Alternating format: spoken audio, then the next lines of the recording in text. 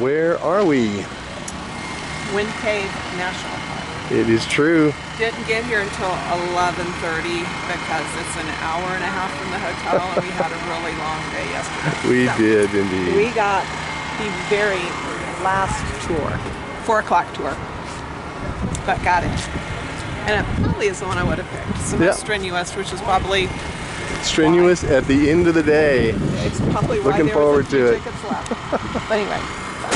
Here is a scale model of the visitor center and all the caves, at least all the tours that are available. We're going to be going down here to the elevator building, shown here, and doing that blue line, which is the Fairgrounds tour. About 0.6 miles, almost a kilometer. It'll have that loop in it. It takes us back. And they said it's pretty strenuous, like 700 steps. So we'll see if we can make it and how tired we are afterward. Here's a top level diagram of all the rooms that they've found in the caves. How many miles is it? I think it's 512 miles of cave passages and a 12-mile square radius of land. Amazing. This is Alvin McDonald, who was 2 weeks shy of his 17th birthday when he entered the Wind Cave. Spent the rest of his life leading tours and exploring the cave passages. Took detailed notes in his diary. Here's an interesting quote from a year later after he first went in. It says, "I've given up on the idea of finding the end of Wind Cave." And of course, here's Teddy Roosevelt, who in 1903, early 1903, declared Wind Cave to become the first national park created to protect a cave. And here's a photograph of the visitor center from 1918. I am doubting we're going to get this close to the prairie dogs and the owls, and certainly this bison. But they have this nice display in the visitor center that makes us feel like we're close to them. They're playing sounds, I don't know if you can hear them, of buffalo grunting and owls hooting, things chirping.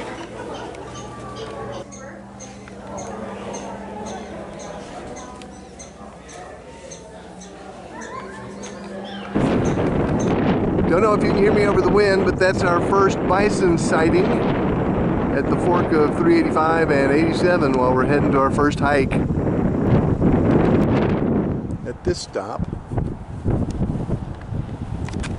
there's a view from these rocks, these pinkish rocks that are because of the rock layer we're at this elevation, and the green algae that's on them that makes them sort of greeny looking. They're claiming that this, if it weren't for erosion, that 7,242 feet peak at Harney Peak would be 7,500 feet higher. So we'll go see if we can see that. In addition to Harney Peak, which I think is the highest elevation, 7,243, is Mount Coolidge, elevation 6,023 over in that direction. So maybe, just maybe, that's Mount Harney. I can barely see between those tall trees that are up here. And then Mount Coolidge will be over in that direction.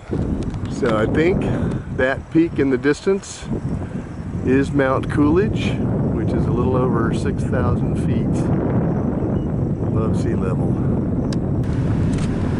We are in the car with a buffalo way too close for comfort, so we're gonna get out of here slowly, leaving. Bye, buffalo. Oh, okay. They say natural fires have cleared the prairie every 8 to 12 years. This is a big open space, and whoa, looky there, a bunch of bison waiting to be photographed and videoed. Having lunch. Gotta eat. Oh, laying down on the job too.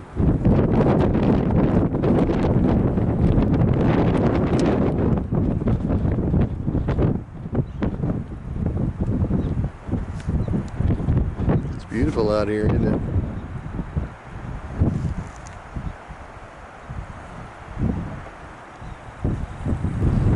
We are headed to the Rankin Trail, which culminates with that fire tower I don't know that we can get all the way up to that fire tower, but that's where it is.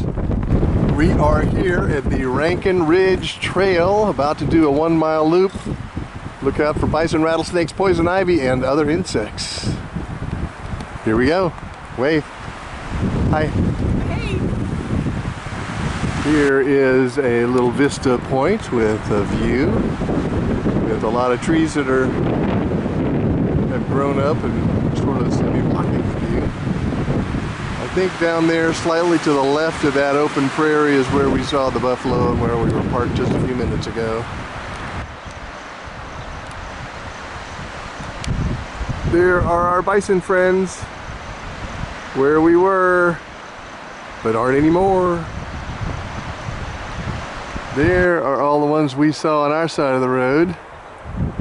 And you can see the road that led up to us, to this trail, has a bunch more across the street.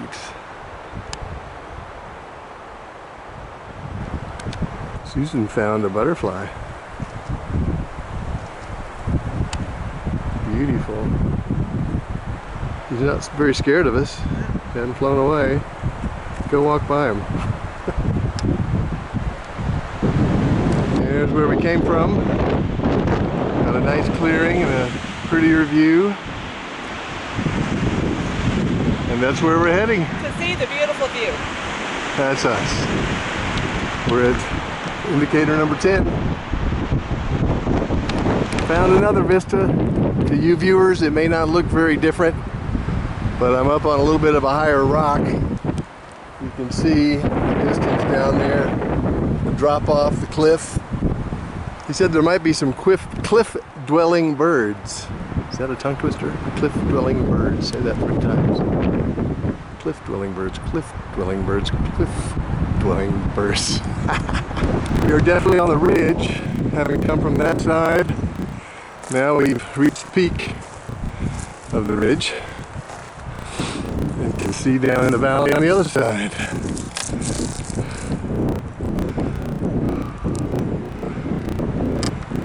And from here, we can also see the tower. Fire tower, lookout tower, watchtower, whatever they're calling it. I'll look it up and straighten it out before the video's over. Just walking along the ridge, looking down both sides.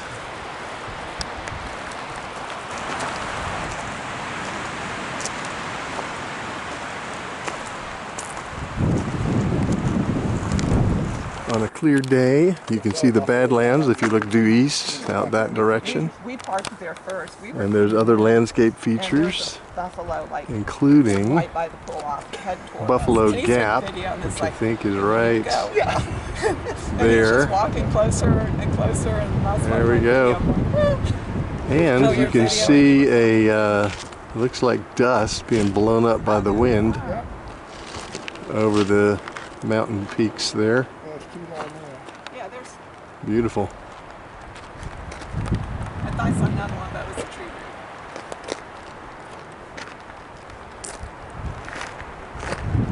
tree. By the way, we're here at the base of the lookout tower. Wind Cave National Park is a Class 1 airshed, which is a benchmark that scientists use to measure the pollutants in the 4-state region of Montana, North Dakota, South Dakota, and Wyoming. They collect data on air quality, evaluate changes in visibility, study effects on plants, wildlife, lakes, streams, and soil. Ultimately, anything that affects humans and forests. There's There you are. another bunch. Yeah, it's 2 ridges out, and then there's just that one little tree stand. Buffalo. And then there's one over here, and then Yeah, 2, right. Yeah, you got it. Wow. Thank you. Where is he? I got a prairie dog. Oh, he just went down in his hole. There's one right behind him, though. There's a prairie dog.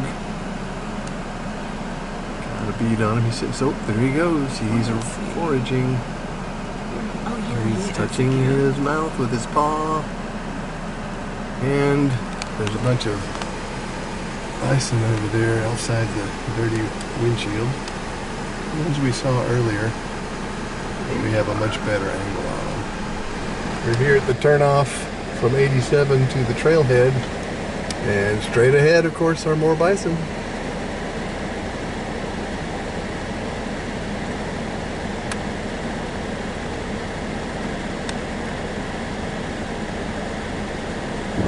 We are here at the trailhead of the the Cold Brook Canyon Trail. And we are not going to be able to hike the whole thing because we're running out of time. But we're going to go in for about 10 minutes on that trail and then turn around, come back, and go to our cave tour.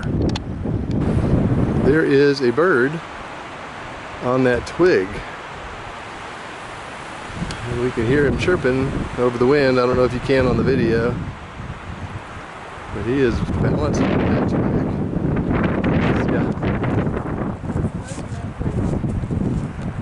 And there's evidence of prairie dogs down here in the canyon. I guess we're not in the canyon yet, but anyway, in the valley. But haven't seen any. There's some bones here on the side of the trail.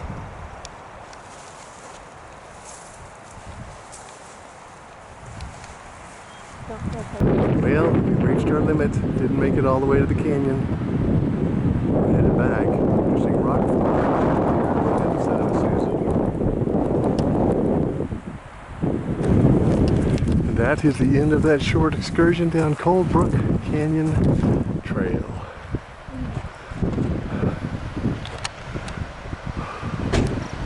Where are we? We're about to do Fairgrounds Cave Tour, Wind Cave National Park, hour and a half. That's the elevator building that will take us down. And 450 steps. Wow. And here are tickets that we fortunately got. They were like the last ones available. Yeah, they sold out in 15 minutes after we were there. We were so lucky. Blessed. And the 6th longest in the entire world. But if you ask an explorer or a scientist, many of them will say they've never seen a cave as complex as Wind Cave. We have 170 miles here, squished within just about a square mile of land, and the passages go as far down as 500 feet. So we're going to be unraveling today some of the complexity from a geologic point of view. How did we end up with this incredibly maze-like cave here in the Black Hills of South Dakota? But also We are just inside the cave. Letting our eyes acclimate to the darkness. the main highlight of Wind Cave, this is really the star of the show, our formation called boxwork. Has anyone ever seen this in any other caves before? No. No, you probably never will again unless you go to Jewel Cave. They have a little bit of boxwork that they're quite proud of. There's even some in some caves in Eastern Europe. But by far and away, out of the caves that we know of in the world so far, Wind Cave by far has the most boxwork. We see rooms and rooms and rooms full of it. And geologists spend a lot of time trying to understand what makes this formation so rare here on Earth. There's a few things that we've learned. Not only is it found almost nowhere outside of this cave, turns out that it's really weird in the way that it forms, and it's very, very old. This formation is ancient. What we are looking at above us in the ceiling, this honeycomb or spiderweb structure, is actually older than the room that we are standing in. It was here first, and the cave formed around it. Does that make any sense at all? No. Not really, I agree. We have to first understand the history of the cave before we can really the gaps and empty spaces in the broken limestone, layer after layer. All of this gets buried underground for a long, long time. The only fossils that we're going to see on our tour today are things from that ancient ocean. No dinosaur bones or anything like that down here, because for the entire history of the dinosaurs, the rock that will become the cave is too deep under here. We're on the way to the fairgrounds, the namesake of this tour, and the largest room that was known in the cave in the 1890s. So it wouldn't be until the 1960s that someone discovers a larger room down here. So we're visiting the fairgrounds next. On the way to get there, we got some real low ceilings coming up. So make sure that you watch your head, stay vigilant, and warn folks behind you when you have stuff. Stairs to your left and grabbing a seat on the benches if you like. What kind of Just watch fossil your is it step. again? These are brachiopods. Oh, look at that. So they are different class of life than clams, but they are very, very similar. So they're not bivalves. You got They it. You're do have a similar You shell. were Oh,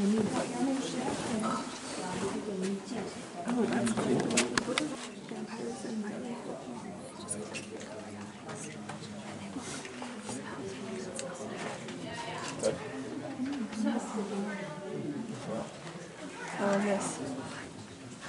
That's what I Overlapping homesteading claims here.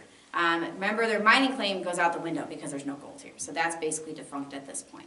But the McDonald's and the Stablers have both filed homesteading claims roughly over the same property, and until the end of the 1890s, they had a pretty good agreement of how to split the profits from this tourism business. That does change, though. They start to feud and fight with one another and make threats against each other over how to split the profits from the cave and who really owns it. So they end up taking each other to court, and it gets escalated to the federal level. So about the end of the 19th century, the federal judge weighs in on this case. The Department of the Interior weighs on it too, managing some of the homesteading claims. And the judge says, guess what? Neither of you own the cave. Because under the Homesteading Act, the U.S. government at the time wants you to be improving the land for agriculture. They are not doing any kind of farming here. They are guiding cave tours, running a hotel, and a transportation service. In the eyes of the government at that time, that really just doesn't cut it, especially with the fact that these families are at each other's throats over the cave. And so by about 1900, 1901, Wind Cave has gone back into what the government sees as public domain, and there's a lot of interest in 1902 in creating a national park here. So the legislation is working its way through Congress. By January of 1903, it's sitting on Theodore Roosevelt's desk to sign into law Wind Cave National Park. That was a very new idea at the time. All the other national parks since then have been, mountain landscapes, right, dramatic vistas. They're not.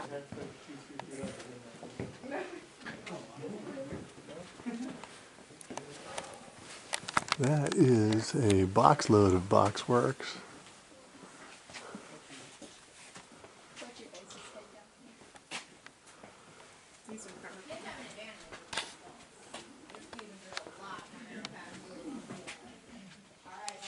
So tight it pulls your knee pads off of your knees. Oh my word. They also have to go down a 40-foot vertical shaft called the boxwork chimney, using hands and feet to lower themselves before they find their way to these flooded passageways. This was quite a surprise to find lakes at the bottom of an otherwise very dry cave. So today we know that water is coming from the Madison Aquifer, our freshwater groundwater resource here in the northern Great Lakes. We are back where we began, and this room has quite a bit of size. And there's our whole tour group lined up to leave.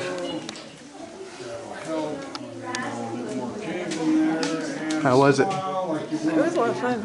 It was beautiful. Bumped my head once. 4 times for me. All right, tell me what we did today. We did. We did the fairgrounds tour, the strenuous one with 450 steps, and you were counting them. Start in the elevator, come down over here. We came up here, through the temple, through the Elks Room, up the 89 stairs, and you counted them. Over here, I think. I got 90, but there was a little half step at the beginning Yeah. that probably doesn't count. Yeah. That was a good. We may have bounced over into bachelor's quarters. Maybe that might have been one of the places we sat for a break. And then came down here, frostwork ledge with some really pretty little popcorn ceiling looking ones, and then fairgrounds, and then came back. Oh, we looped. There we go. Nice. We probably came up one way and we probably did both. And what's under this tree up on top of the ridge? That is Directly over? the candlelight tour. Oh, the candlelight tour, right, which we Yes, did not it's one of take. the more That was chained off. I remember seeing the way you went down to it. We're all done with the Wind Cave. There's a bison out there, and there's a whole bunch of prairie dogs, but they are hiding from us. They're scared of us. I see them jumping in the holes and just their little tails out wagging. Susan's trying to get some pictures over there too of them. But that should call it a day for us. It's been a good day.